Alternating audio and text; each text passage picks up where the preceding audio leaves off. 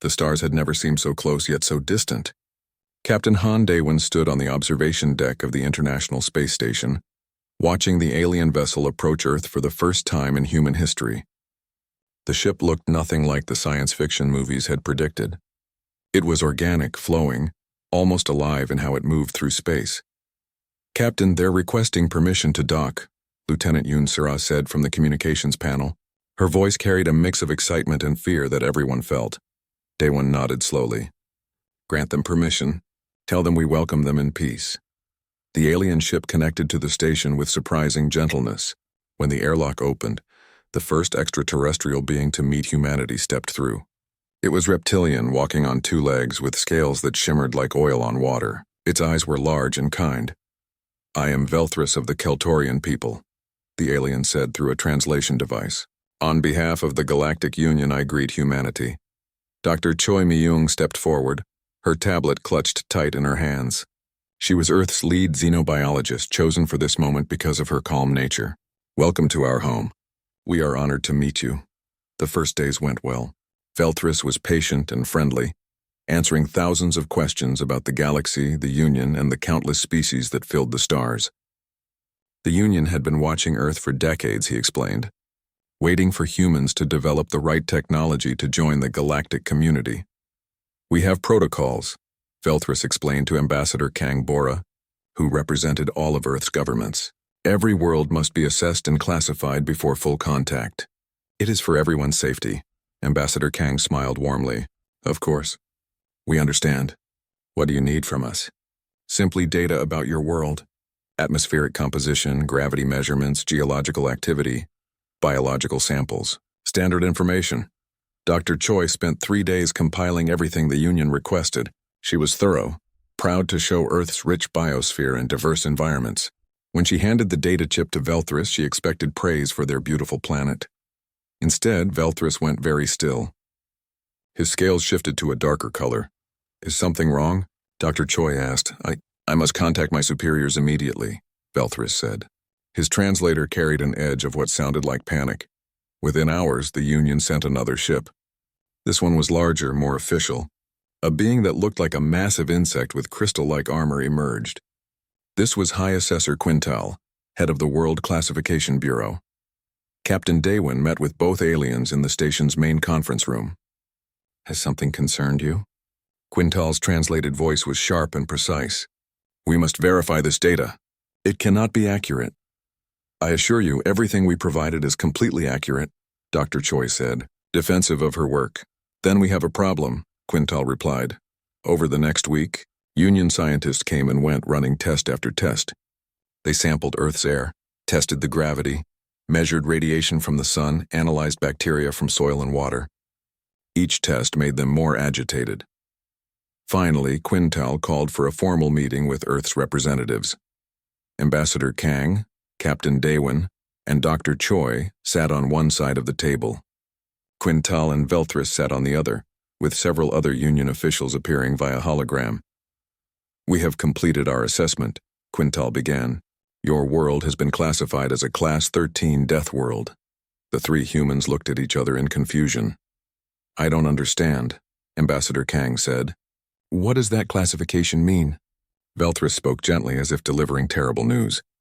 "The Union classifies habitable worlds on a danger scale. Class 1 worlds are perfectly safe. Class 5 worlds have some dangerous elements. Class 9 worlds are extremely hostile. No species in galactic history has evolved on anything above Class 9. "And we're Class 13? Dr. Choi asked. "We had to create a new classification for Earth," Quintal said. "Your world exceeds all known danger parameters." Captain Daewon leaned forward. "Can you explain what makes Earth so dangerous?" "It seems normal to us." Quintal pulled up a holographic display. "Your gravity is 30% higher than galactic standard. Most Union species would be crippled trying to walk on your surface. Your atmospheric oxygen levels are toxic," another Union official added. "Prolonged exposure would poison most of our species."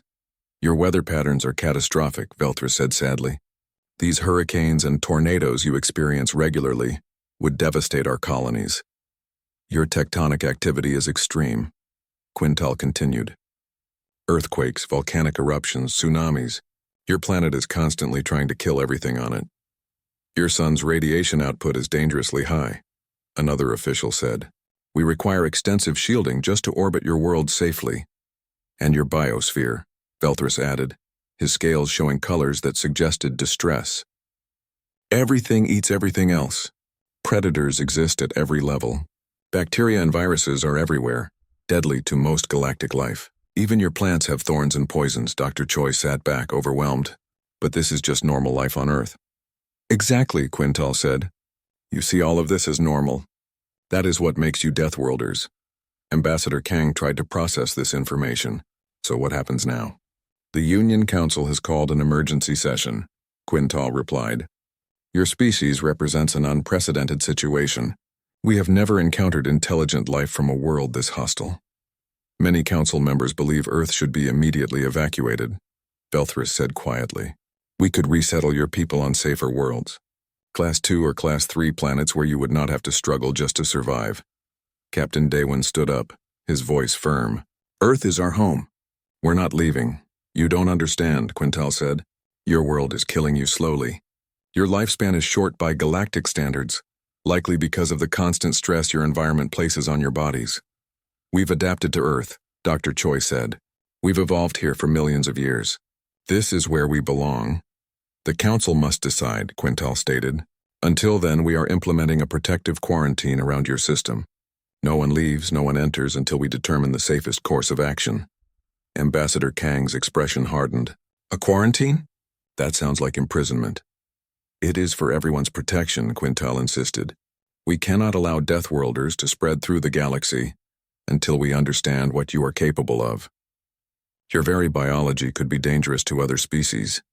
We came in peace, Captain Daewon said, his voice cold. We welcomed you as friends. And now you want to lock us away? Velthris looked genuinely sad. Please understand this is not personal. The Union has protocols. We cannot risk the safety of trillions of beings. We're not asking to risk anyone's safety, Ambassador Kang said. We're asking to be treated as equals, not prisoners or victims. The Council will vote within 30 days, Quintal said, standing to leave. Until then, the quarantine stands. We will provide you with communication access so you may plead your case. After the aliens left, the three humans sat in silence for a long moment. They're afraid of us, Dr. Choi finally said. Can you blame them? Captain Daewon replied. We just learned that we've been living in hell our entire lives and didn't even notice. Ambassador Kang looked out at Earth, blue and beautiful through the viewport. Our world made us strong, maybe too strong for them to understand. What do we do now? Dr. Choi asked. We prepare, Ambassador Kang said. If they want to keep us in a cage, we need to show them that caging humans is a very bad idea. Captain Daewon nodded. I'll contact Admiral Park. If the Union wants to treat us as a threat, we should be ready to defend ourselves. But we should also keep talking, Ambassador Kang added. Velthris seemed sympathetic. There might be others in the Union who will support us. We need allies out there. Dr. Choi pulled up the data she had given the Union. I'm going to study this from their perspective. If we can understand why they're so afraid, maybe we can find a way to make them see us as partners instead of dangers. The three of them looked at each other, understanding the weight of this moment. Humanity had reached for the stars and found them filled with life. But that life saw humans as monsters from a nightmare world.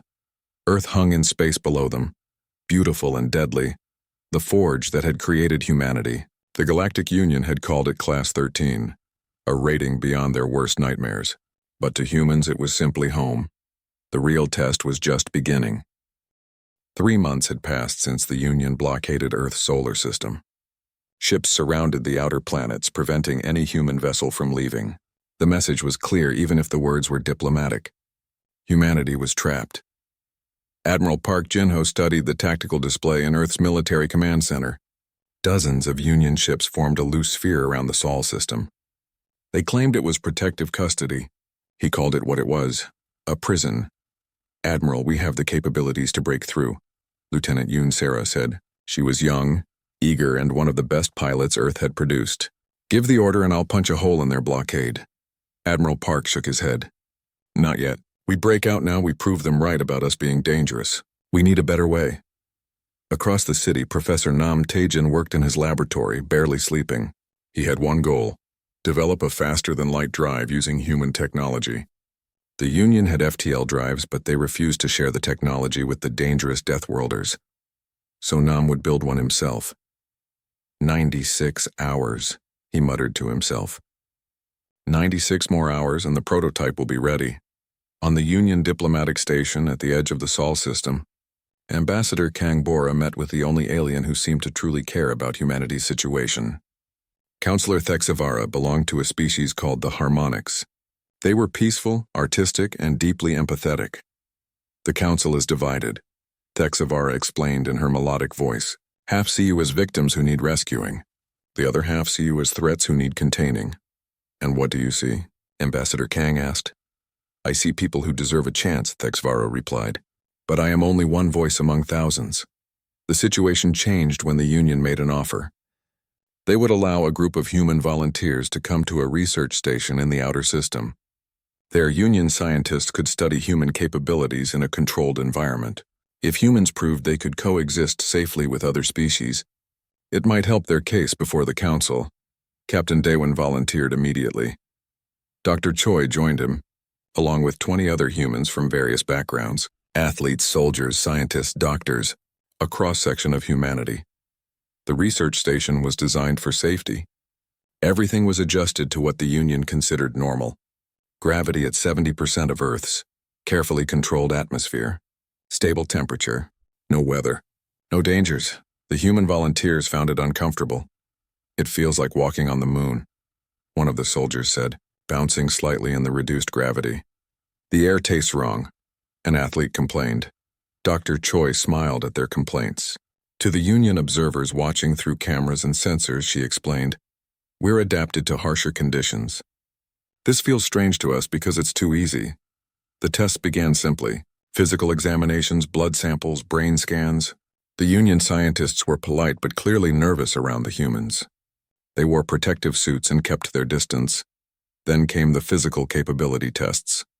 A Union researcher, a being that looked like a four-legged mammal covered in blue fur, explained the first test. This chamber simulates gravity from a Class 7 world. It is considered the upper limit of what most species can endure. We will gradually increase the gravity and monitor your responses. Captain Daewon entered the chamber. The gravity increased to what the Union called extreme. To Daewon it felt like carrying a heavy backpack. He walked normally, did jumping jacks, even did push-ups. The Union scientist watched in shock. Increase to Class 9 levels, the lead researcher ordered. Daewon grunted slightly but continued exercising. Is this the highest you can go? The researchers looked at each other in disbelief. Next came the temperature tolerance tests. Humans cycled through heat that would cook most Union species and cold that would freeze them solid. The humans sweated in the heat and shivered in the cold, but none of them suffered serious harm. Your thermal regulation is remarkable, a researcher noted. Most species would die in these ranges. We have people living in deserts and Arctic regions on Earth, Dr. Choi explained. These temperatures are extreme but survivable for us. The endurance tests proved even more startling. Union species tired after brief exertion. Their marathon runners, the best endurance specialists in the galaxy, ran for about 30 minutes before exhaustion. The human athlete ran for 2 hours at a steady pace, barely breathing hard. Impossible, the Union researchers muttered. Nothing should have this much stamina. Humans used to hunt by chasing prey until it collapsed from exhaustion, Dr. Choi said. We're persistence hunters. We don't give up. The reaction time test showed humans responding faster than species specifically evolved for speed. The strength tests revealed that average humans were stronger than the Union's warrior species. The pain tolerance test had to be stopped early because the researchers became uncomfortable, watching humans endure what should have been agony. But the most shocking discovery came during the disease exposure trials. The Union carefully introduced humans to various pathogens that affected multiple species. They expected the Deathworlders to be vulnerable to alien diseases. Instead, the human immune system attacked and destroyed the pathogens within hours. Your immune system is terrifyingly efficient, a Union doctor said, reviewing the results. It treats every foreign organism as an enemy and eliminates it. Most species have much more passive immune responses. Earth is full of diseases, Dr. Choi explained. Our immune systems had to be aggressive to keep us alive. One of the Union doctors, a fragile-looking being made of what seemed like crystalline structures, made a comment that changed everything. "You are apex predators. Every one of you. Your entire species." Captain Daewin looked confused. "What do you mean?" "Most intelligent species in the Union evolved from prey animals or omnivores from safe worlds," the doctor explained. "We have a few species that were predators, but none from worlds as deadly as yours. You are hunters from hell. Your bodies are weapons. Your minds are designed for combat and survival. You are what every species in the galaxy fears in their evolutionary nightmares." The report from the research station spread through the Union like wildfire. Some species became more afraid. Others became fascinated. A dangerous idea began forming among the more militant Union members. If humans were so capable, could they be used as soldiers? Fleet Commander Drakmore represented a species called the Crimson Talons, warriors who had long served as the Union's military force.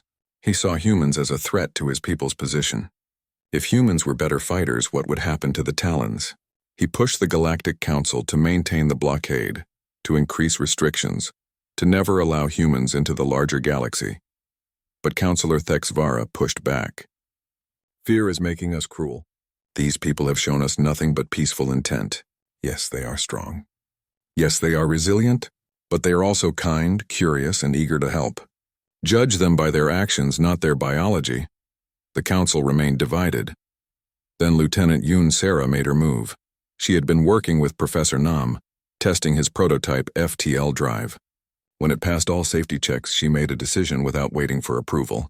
She launched her fighter from Earth, activated the drive, and jumped through the blockade before anyone could stop her.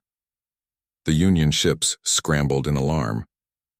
A human vessel had just demonstrated independent FTL capability and broken containment. Yoon didn't attack anyone. She didn't threaten anyone. She simply flew through the blockade, transmitted a message saying, "Catch me if you can," and jumped to a nearby star system before jumping back to Earth. Admiral Park called her into his office immediately. After she landed, "That was reckless," he said. "Yes, sir," Yoon replied. "That could have started a war." "Yes, sir." "That was also exactly what we needed," Admiral Park said, a slight smile appearing. "You proved we're not trapped. They can't hold us if we don't let them." Fleet Commander Drakmore was furious. He demanded a military response. He called for Earth to be contained by force if necessary. Ambassador Kang sent a message to the entire Galactic Council. Her words were simple but carried weight. "You can make us your friends or you can make us your enemies. But you cannot make us your prisoners. Choose wisely." The tension reached a breaking point. Earth began rapidly building more FTL ships. The Union debated sending more military vessels to reinforce the blockade. Both sides prepared for a conflict neither truly wanted. In his laboratory, Professor Nam completed the final designs for Earth's FTL drive. The technology was different from the Union's, built on human engineering and human understanding of physics. It was in some ways more efficient than what the Union used. "We don't need them to give us the stars," Nam said to his team. "We'll take them ourselves." Captain Daewin sent a final report from the research station before returning to Earth. His message to Ambassador Kang was clear. "The Union is afraid because they've never met anyone like us. They've lived in a safe galaxy for so long that they don't understand strength anymore. We need to show them that strength can protect, not just threaten." Back on Earth, humanity watched and waited. The blockade continued. Diplomatic channels remained open through Councillor Thexvara, but progress was slow. The Galactic Council was scheduled to vote on Earth's status in 2 months. Admiral Park looked at his officers in the command center. "We're not starting a war." 6 months after first contact, the Cold War between Earth and the Galactic Union showed no signs of ending. The blockade remained, though it had weakened. Human ships could break through when needed, and both sides knew it. The real battle was political, and neither side was winning. Then Ambassador Vrethnor arrived. Vrethnor represented a species called the Observers, one of the oldest and most neutral members of the Union. They had watched countless conflicts and always sought peaceful solutions. Vrethnor was tall, thin, with skin that shimmered like silver, and eyes that seemed to see through everything. "I have a proposal," Vrethnor said at the emergency council session that included Earth's representatives via hologram. "Let humanity prove their worth through action, not arguments. Ambassador Kang leaned forward, interested. What do you suggest? Joint missions, Vrethnor explained. Humans and Union forces working together on real problems. The Union can observe how humans behave in actual situations. Humans can demonstrate they are partners, not threats. Fleet Commander Drakmor growled his disapproval. This is dangerous. More dangerous than the current situation? Counselor Thexvara asked. We are on the edge of conflict. This offers a path forward. After heated debate, both sides agreed to a trial period. 3 missions carefully chosen with full monitoring. If humans proved trustworthy, the Council would vote to lift the quarantine and grant Earth full membership.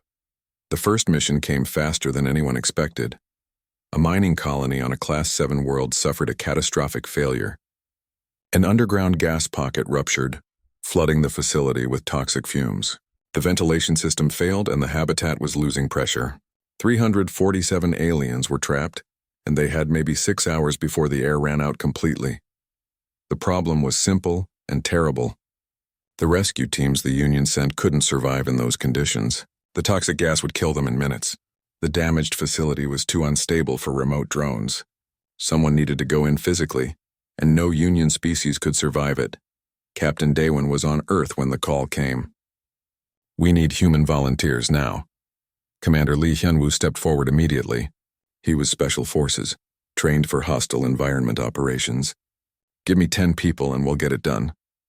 Within 2 hours, a human rescue team was on a Union transport heading to the disaster site. Commander Lee assembled his team during the flight, including Dr. Shin Ji-won, a medical officer who specialized in emergency treatment. The colony administrator, a nervous beetle-like being named Chiktal, met them at the safe zone perimeter. You cannot go in there. The scanners show lethal toxin levels. The temperature is extreme. The structure could collapse at any moment. Commander Lee checked his equipment.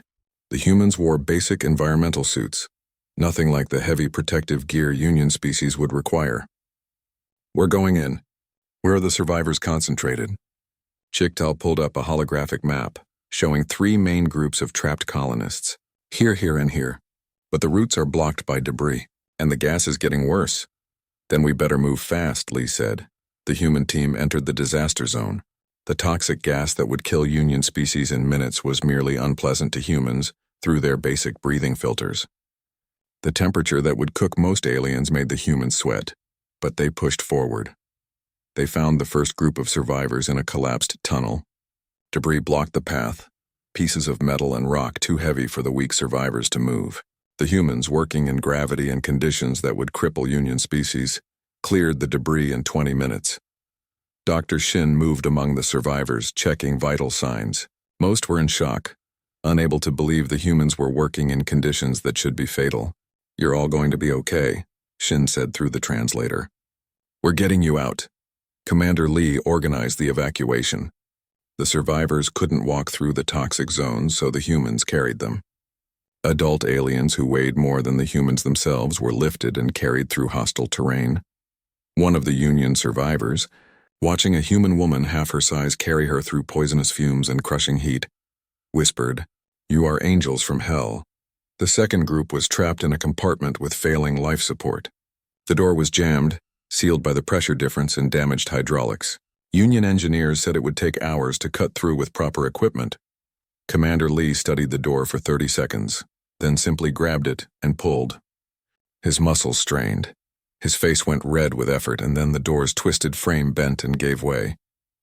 He wrenched it open through pure strength. The Union survivors stared in shock as the humans smiled at them. "Come on, let's get you out of here." The third group presented the biggest challenge. They were in the deepest part of the facility, where the gas was thickest and the temperature was highest. The structure was actively collapsing, with support beams failing one by one. "We have maybe 10 minutes before this whole section comes down," one of Lee's team members said. "Then we work fast," Lee replied. They reached the final group of survivors just as a major support beam failed. The ceiling started to collapse. A Union colonist, too weak to move, lay directly in the path of falling debris. A human soldier threw himself over the alien, using his own body as a shield. The debris struck him hard enough that Union observers thought he must be dead. Instead, he groaned, pushed the rubble off, and helped the stunned alien to his feet. "You okay?" The evacuation took 5 hours total. All 347 survivors were rescued. The human team emerged exhausted, bruised, and covered in cuts and chemical burns. But they had lost no one. Dr. Shin set up a field hospital and worked for 8 straight hours treating the survivors. The human medical techniques were more aggressive than Union medicine, but they worked. Aliens who the Union doctors thought might die were stabilized and saved. The footage of the rescue spread through the Union within hours. Humans working in conditions that should have killed them, carrying aliens to safety, risking their lives for people they had never met. The narrative began to shift. But Commander Lee's team had little time to rest. The second mission came immediately. A warlord named Krathnix, leading a pirate fleet of various criminal species, had been attacking Union trade routes. The pirates operated in the harsh frontier regions where few Union patrols ventured. The lawless zone was too dangerous, too difficult for most Union forces to operate in effectively. Admiral Park offered Earth's assistance. "We're used to hostile environments," Fleet Commander Drakmore grudgingly accepted. His Crimson Talon warriors were brave, but even they struggled in the frontier regions. "If the humans wanted to try, let them." Lieutenant Yoon Sara led the fighter squadron, human pilots in human-designed ships engaging in combat maneuvers that would kill Union pilots. The G-forces from their aggressive tactics would rupture organs and break bones in most species. Humans just gritted their teeth and kept fighting. The pirates were shocked. They had fought Union forces before and knew their limitations. But these new ships moved like nothing they had seen, piloted by beings who seemed immune to the physical stress of combat. Yoon's squadron broke the pirate formations in the first engagement. The pirates tried to flee to a nearby asteroid field, thinking the hazardous environment would protect them. Instead, the human pilots pursued them through obstacles that should have been impossible to navigate at speed. When the pirates tried to make a stand at their hidden base, human marines boarded their ships. The pirates had advantage in numbers and defensive positions. But they had never fought Deathworlders before. Commander Lee led the boarding action himself. The close-quarters combat was brutal. The pirates were tough, seasoned fighters.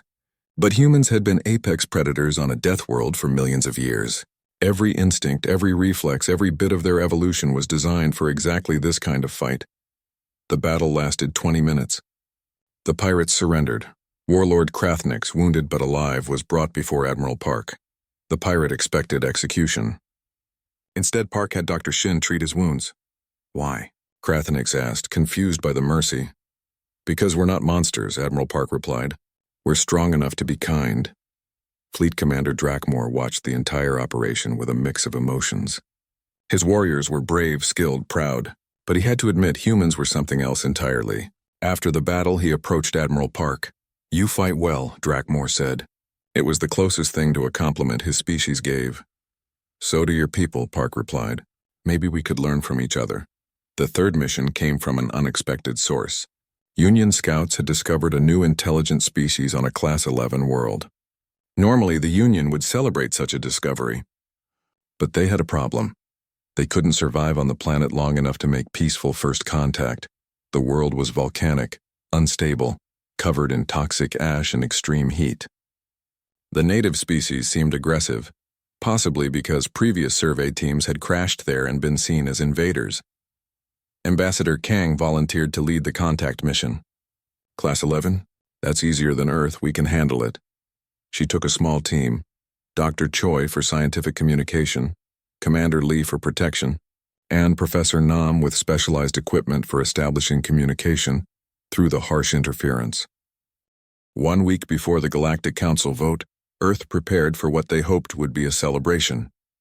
Cities around the world organized festivals. Children drew pictures of friendly aliens. Humanity believed their acceptance into the galactic community was certain after the success of the 3 missions. Captain Daewon believed differently. He sat in a secure room on the Union diplomatic station, surrounded by holographic displays showing communication logs, resource transfers, and movement patterns. Dr. Choi worked beside him, analyzing biological records. Commander Lee stood guard at the door. "These accidents during our missions weren't accidents," Daewon said, pulling up incident reports. "Someone tampered with our equipment before the rescue mission. Someone fed bad intelligence to our pilots during the pirate engagement. Someone sabotaged our translation equipment before first contact with the Forge-born. But we succeeded anyway, Dr. Choi noted. Exactly. And that's what worries me. What if our success wasn't part of their plan? Dr. Choi pulled up medical records. Look at this. The biological data from our volunteers was altered in the official Union database. Someone made us look more dangerous than we are. They exaggerated our predatory traits and downplayed our cooperative behavior. Commander Lee checked his weapon. Someone's trying to make us look like threats. The investigation led them through layers of hidden communications and encrypted files. The trail was careful but not perfect. Whoever was behind this didn't expect Deathworlders to be smart enough to find them. The conspirators called themselves the Preservers. They were a secret faction within the Union, led by High Assessor Quintal himself. They believed humanity represented an existential threat to the current galactic order. Their reasoning was simple and dark. Humans were too strong, too adaptable, too ambitious. If humans joined the Union, they would eventually dominate it. Other species would become obsolete. The careful balance that had maintained peace for thousands of years would collapse. Better to stop humanity now, before it was too late. Admiral Park reviewed the evidence from Earth, his expression grave. They're planning something big, something that will turn the entire Union against us permanently. Lieutenant Yoon discovered the smoking gun. A shipment of weapons had been stolen from Professor Nam's laboratory 3 weeks earlier. The theft had been reported but dismissed as a minor break-in. Now Yoon tracked those weapons to an abandoned facility in deep space. They're going to use our own technology against us, she reported. Frame us for an attack. Ambassador Kang faced a terrible choice. She could go public with their suspicions, but they didn't have absolute proof yet. Accusing High Assessor Quintal without evidence might damage Earth's case even more. But if they waited to gather more proof, the Preservers might execute their plan first. She decided to investigate quietly while maintaining diplomatic appearances. Merchant Captain Song Mirai, who had been trading with Union colonies in defiance of the blockade, provided crucial intelligence. She had contacts throughout the smuggling networks and heard whispers of a major operation being planned. They're targeting a civilian station, Song reported. Highcrest Station, one of the most populated in Union space. If it's destroyed, thousands will die. And they'll blame us, Captain Daewon concluded. The plan became clear. The Preservers would attack Highcrest Station using weapons modified to look like human technology. They would plant evidence suggesting Earth had grown impatient with the diplomatic process and decided to force the issue through violence. The Union would unite against the dangerous Deathworlders. Earth would be permanently isolated or worse. Commander Lee assembled a strike team. We have 48 hours before the attack. We stop them before they start. But they faced another problem. Counselor Thexvara, humanity's strongest ally in the Union, was scheduled to visit Highcrest Station the day of the planned attack. If she died, humans would lose their most powerful advocate, and it would look like they had assassinated their own supporter to hide their guilt. It's elegant, Dr. Choi admitted darkly. Whoever planned this understood psychology and politics. Lieutenant Yoon located the weapons cache in an abandoned mining facility near a small moon. The place was supposedly empty, but her scans showed life signs and active power sources. I can get us there, she said, but we'll have to move fast. If they realize we're onto them, they'll move up their timeline. The strike team launched in secret. Commander Lee, Lieutenant Yoon, Dr. Shin, and 20 human Marines. They couldn't ask for Union support without revealing their investigation, so they went alone. The mining facility was a maze of tunnels and chambers, perfect for hiding illegal operations. The human team moved through in near silence, using night vision and thermal imaging that their Deathworld eyes processed better than most species. They found the weapons in a central chamber, being loaded onto small fast attack craft. The Preservers had gathered species from across the Union, all united by fear of human dominance. They saw themselves as heroes protecting the galaxy from a future catastrophe. The firefight erupted in the zero-gravity environment of the facility's core. The Preservers fought desperately, knowing their entire plan depended on secrecy.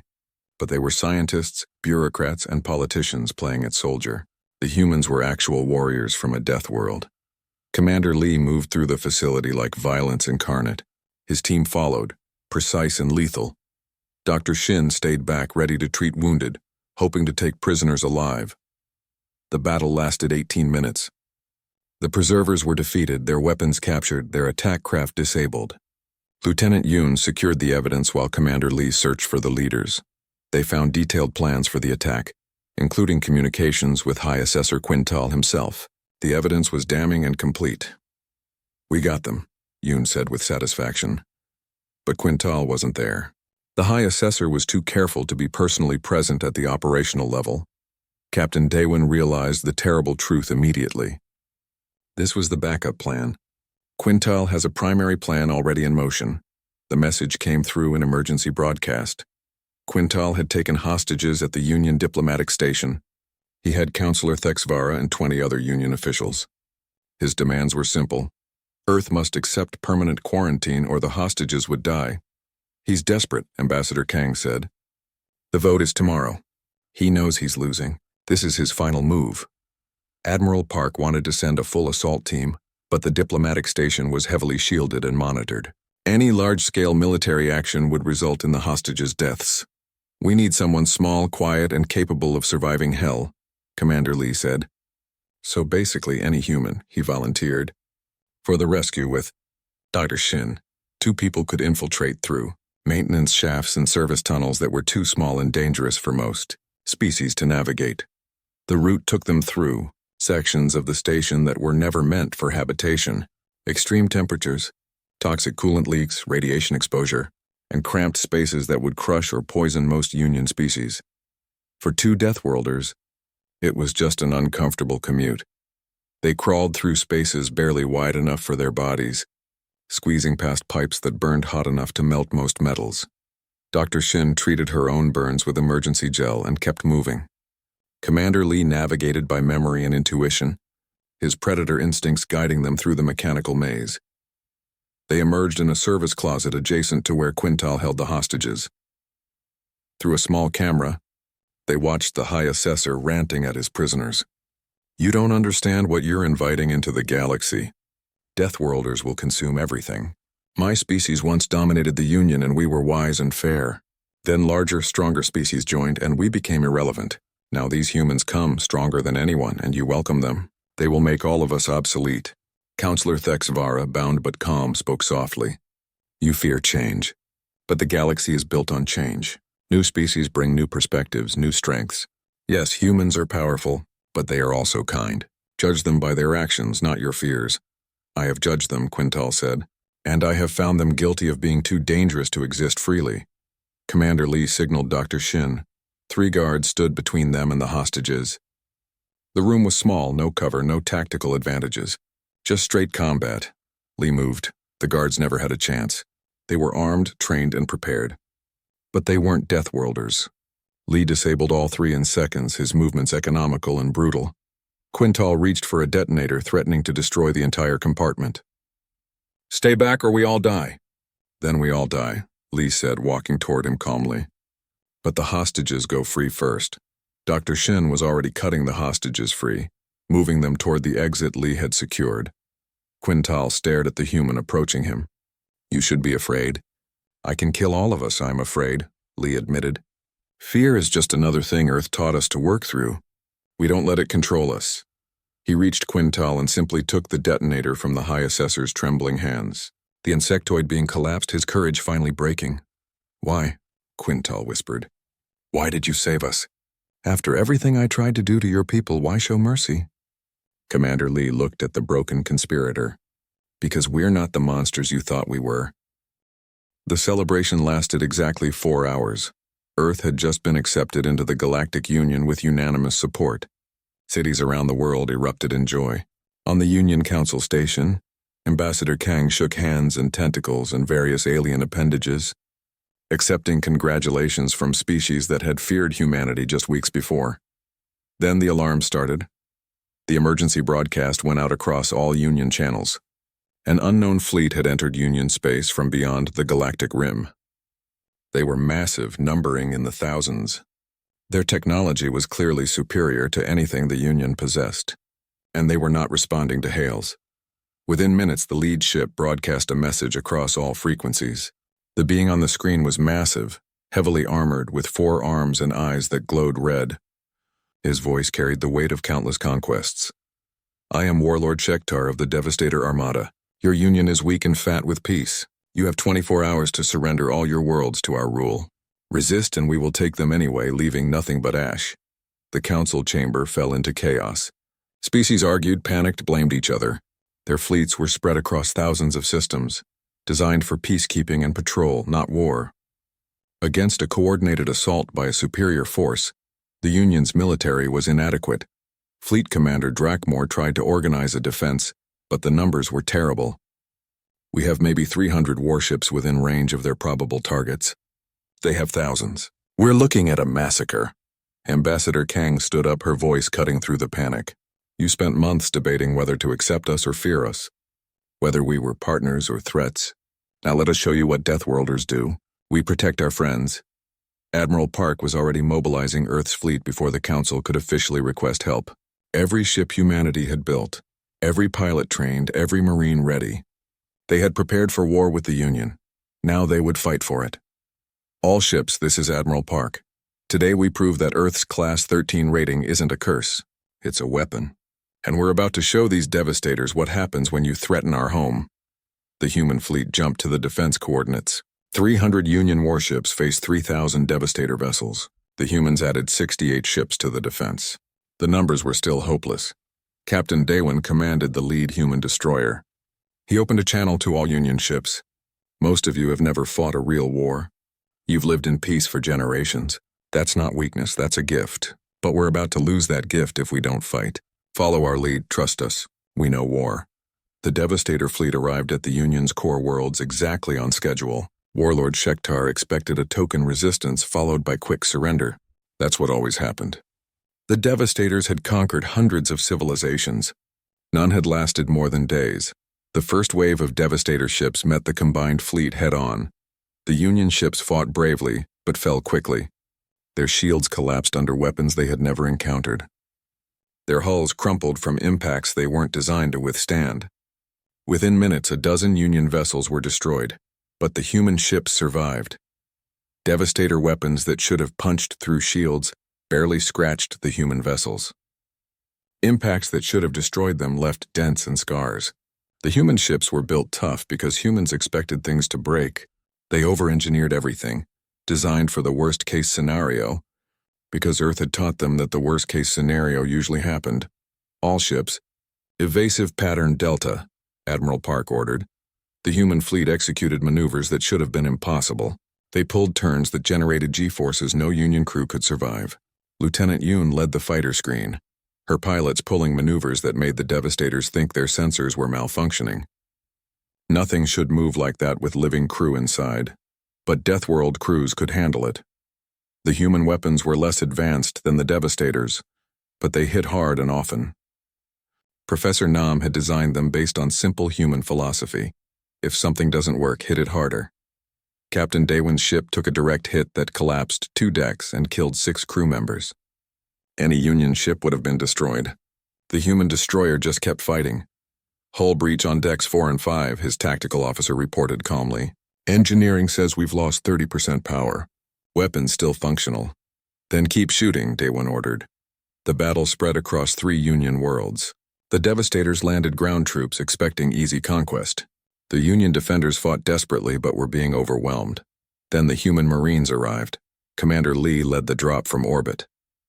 His teams hit the ground in the middle of Devastator formations, using drop pods that killed most species from the impact force alone.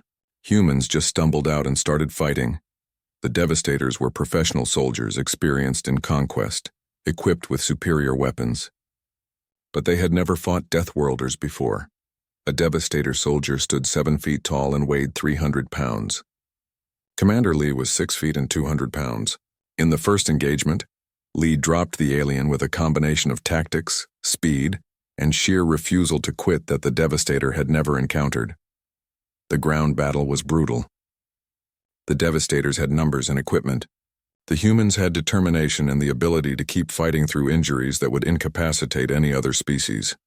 Dr. Shin set up field hospitals, treating both human and Union wounded. She worked through 3 separate Devastator attacks on the medical station, refusing to evacuate while patients needed her.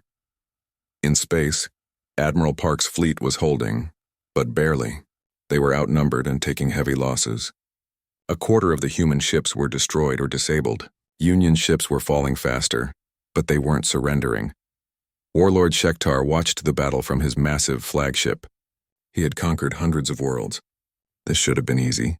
Instead, these humans were fighting with a ferocity he had rarely seen. And their Union allies were fighting harder than expected, because the humans inspired them. "Bring my ship forward," Shektar ordered. "I will crush their flagship myself." The Devastator command ship was 3 times the size of any vessel in the defense fleet. Its weapons could destroy capital ships with single shots. It moved toward Admiral Park's flagship like a predator approaching wounded prey. Captain Daywin positioned his damaged destroyer to intercept. "All power to forward shields. Weapons, target their main gun, Captain." "We can't survive a direct hit from that thing," his weapons officer said. "Then we better not get hit directly," Daywin replied.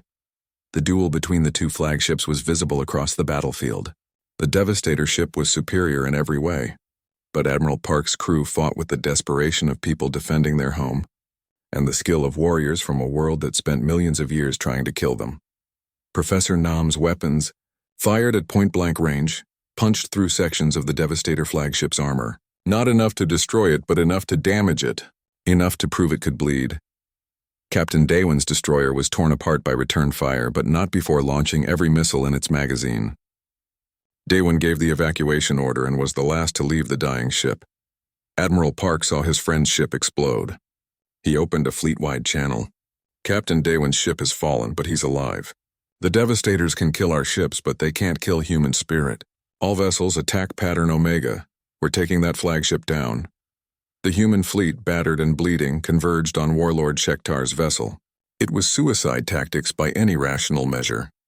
But humans from Earth weren't always rational. They were stubborn. Warlord Shektar found himself impressed.